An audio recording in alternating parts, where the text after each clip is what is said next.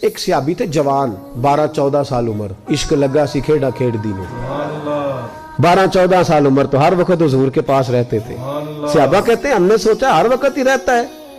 ایک دن نبی پاک صلی اللہ علیہ وسلم نے کہا ان کو ذرا بتاؤں تو صحیح ہے مجھ سے پیار کتنا کرتا ہے. صحابہ کو تجربہ کرانے کے لیے حضور نے اس سے کہا مجھ سے پیار کرتے ہو؟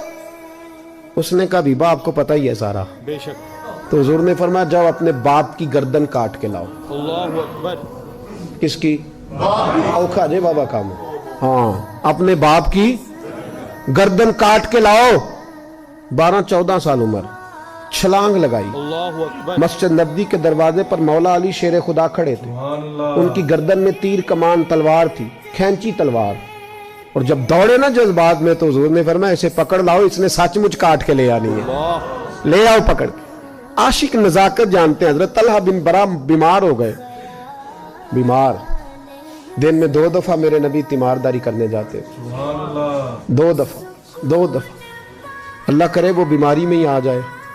چر ہویا مینو ترلے لیندیاں کدی موڑ میرے ول واگاں, خواب میری وچ ایک وار جہاں میں ساری عمر نہ جاگاں. بے شک. نبی پاک صلی اللہ علیہ وسلم 2 دفعہ تیمارداری کرنے جاتے. 2 دفعہ دن, 2 دفعہ حضور پتہ لے. ایک دن حضور شام کو گئے, ان کا ماتھا چوما تو حضور کی آنکھوں میں آنسو آ گئے. پھر میرے حبیب پاک نے ان کے والد کو کونے میں بلایا, کوئی بات کہی, باپ بھی رونے لگے. حضور نے پھر پیار کیا, چلے گئے. حضرت طلحہ اپنے ابا جی سے کہنے لگے حضور کیا کہہ کے گئے؟ کہا بیٹے کچھ نہیں. کہا نہیں مجھے بتائیں. کچھ نہیں, رشتہ ہی بڑا نازک, نہیں بتائیں. تو باپ نے سر پہ ہاتھ رکھا, کہا حضور کہہ گئے ہیں تو آج شام کو فوت ہو جائے گا. اللہ اکبر. اور جب حضور نے کہا جب اس کا انتقال ہو جائے تو مجھے خبر کرنا. والد کو چارپائی پہ بٹھا کے تو حضرت طلحہ نے ہاتھ پکڑ لیا. عشق تے اگ دوویں ایک برابر, پر عشق دا سیک ودھیرا. اگ تے ساڑے ککھ تے کانے, عشق ساڑے تن میرا. او اگ دا دارو می تے پانی, مینوں کوئی دسے عشق دا دارو کیڑا. بلے شاہ اتھے کچھ نہیں بچدا جتھے عشق ہوراں دا ڈیرا. ہاتھ پکڑا باپ کا اور کہنے لگے ابا جی ایک وعدہ کرو, رات کو جب میں فوت ہو جاؤں تو نبی پاک کو اطلاع نہیں دینی.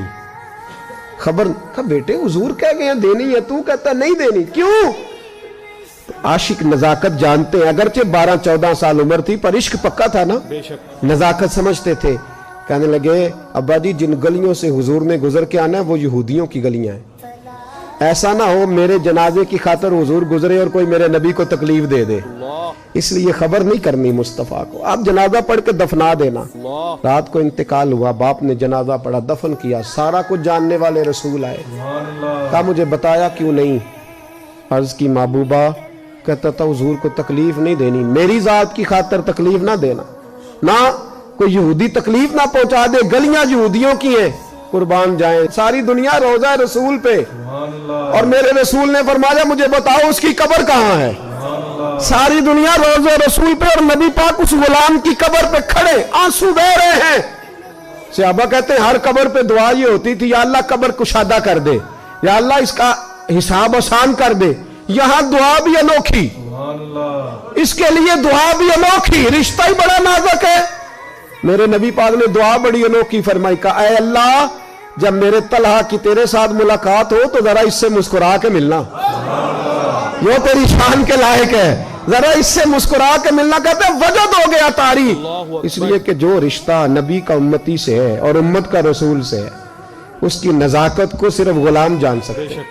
غلام جان. میں نے پچھلے جمعے بھی کہا تھا, مجھے ایک شخص کہنے لگے آپ بتیاں لگاتے ہیں, جھنڈیاں لگاتے ہیں. میں نے کہا بس نہیں چلتا, ہم تو تارے بھی لگا دیں, ہمیں ہمارا پتہ ہی نہیں. میرا دل کرتا ہے گلی گلی پھروں اور یہ نعرہ لگاؤں جان ہے عشق مصطفیٰ, روز فضو کرے خدا, جس کو ہو درد کا مزہ وہ نازے دوا اٹھائے کیوں, اور پھر کے گلی گلی تباہ ٹھوکریں سب کی کھائیں کیوں.